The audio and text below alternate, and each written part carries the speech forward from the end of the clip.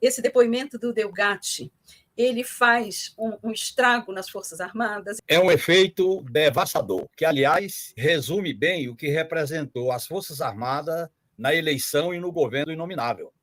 E querer tirar as Forças Armadas da responsabilidade política com o governo e com a eleição do inominável é uma blindagem furada, porque a CPI estava discutindo semana passada a ideia de, ao incriminar Bolsonaro, livrar o comando das Forças Armadas. O depoimento do Delgatti anula toda essa possibilidade. Primeiro porque o Delgatti é uma figura singular na história política, porque ele é aquele acaso na história que tirou Lula da cadeia e deu os direitos políticos do Lula, contribuiu, e agora está contribuindo para botar o inominável na cadeia, contribuindo. E ele deu hoje, pelas informações que estavam circulando, todas as indicações de gente, nome. Inclusive, ele entrava no Ministério da Defesa pelo fundão. Quer dizer, olha bem, se a turma do inominável, Raiz, tenta desqualificar, dizendo que ele era um criminoso, como é que esse criminoso é recebido pelo presidente da República durante 2 horas? E como é que o presidente da República manda um criminoso assessorar o Estado-Maior, assessorar o Ministério da Defesa sobre urnas eletrônicas? E ele entra pela porta dos fundos, pela garagem, não entra pela frente. E eu acho que o país está vivendo, nós até temos que ter muito cuidado, porque esse juridicismo, esse policialismo, essa degradação dos valores, ela não pode levar a gente a uma espécie de paralisia vibrante. Nós temos que construir um caminho de reconstruir o país. O país foi liquidado por essa turma. Forças Armadas, sistema de justiça com a Lava Jato, PGR com o papel do Aras, Congresso Nacional com orçamento secreto, a mídia corporativa que agora está tirando o corpo de fora, mas ela fez o caminho da louvação desse inominável. O país tem que ser reconstruído democrática e institucionalmente. E eu acho que o depoimento do Walter Delgatti foi certeiro na CPI, e hoje ele volta à Polícia Federal e fecha com todas as indicações. Aí não adianta ele ter que provar. Ele deu todo o caminho das pedras. Agora a Polícia Federal, com esse caminho que ele deu, vai investigar. Até onde você acha que vai essa contaminação golpista entre os militares? Hoje nós tivemos uma operação aqui mostrando que a PM do DF estava absolutamente contaminada, não é, pelo golpe. Não é que ela foi leniente, não. Ela estimulou, né? Ela planejou, programou. Programou. Por outro lado, você tem a história de que o hacker teria estado, não sabemos se é verdade, até com o ministro da Defesa e com comandantes lá do Exército. Qual o grau de contaminação e como você fazer para punir, separar o joio do trigo? Eu imagino que ainda tenha trigo, né? Olha, o grau é muito profundo, Arena.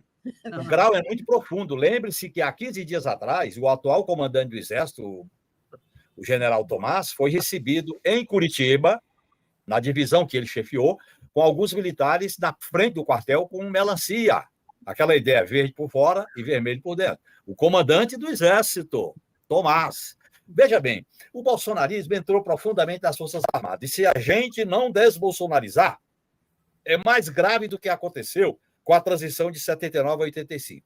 O passado não abandona, fica adormecido, fica na incubadora e volta à tona. Isso é uma crise anunciada, é grave. Por quê? Olha, 3 lideranças militares são citadas. O ministro da Defesa, porque se ele entrou no Ministério da Defesa, ele teve autorização do ministro da Defesa. Segundo, o comandante do Exército, general Freire Gomes, que era um chefe das brigadas de força especial lá em Goiânia. Inclusive, eu conheci ele quando ele era comandante da Brigada Especial de Goiânia. E ele cita, veja bem, e o Arruda, que era o comandante do Exército, equivocadamente nomeado pelo Lula pelo princípio da antiguidade, ele queria manter a todo custo o Mauro Cid. Foi o fato do Lula exigir a demissão que ele... Então, você tem 3, 4 estrelas aí, 3. E tudo indica que o comandante do COTÉ, que é o Comando de Força Terrestre, o general Teófilo, também portou, divulgou memes, mensagem golpista. Então, olha bem, isso por si só já mostra como foi contaminado. Eu não estou nem falando daqueles da reserva lá no Palácio do Planalto.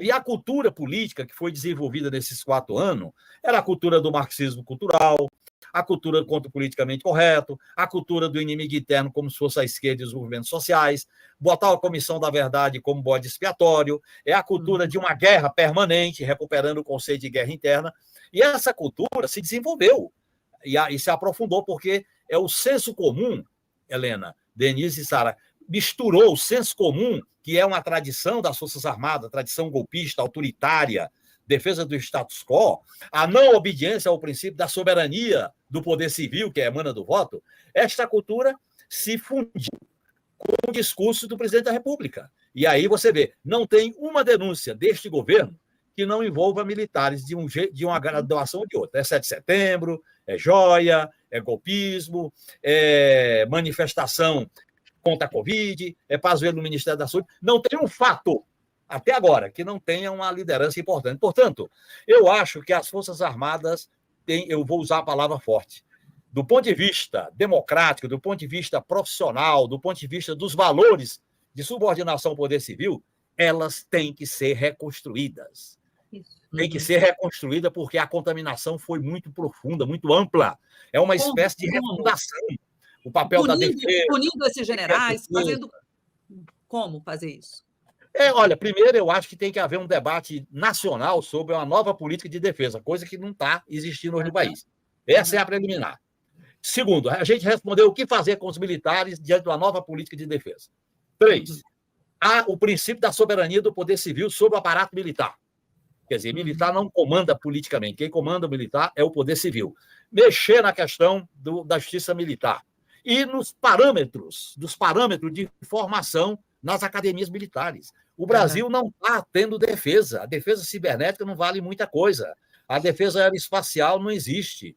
O projeto do submarino não sei a que ponto anda. Portanto, o Brasil está cuidando de urna eletrônica, de golpe, de acampamento, de polícia militar militarizada, violenta, e o país está numa crise violenta. É a crise da segurança pública, é a crise das Forças Armadas, por causa do artigo 142 e o artigo 144, e essa, vamos dizer assim, esse desgaste, eu acho, Helena, que o desgaste hoje é mais amplo e profundo do que o que nós vivemos no período de 79 a 85. Todas aquelas denúncias que apareciam em relação à violência contra os direitos humanos.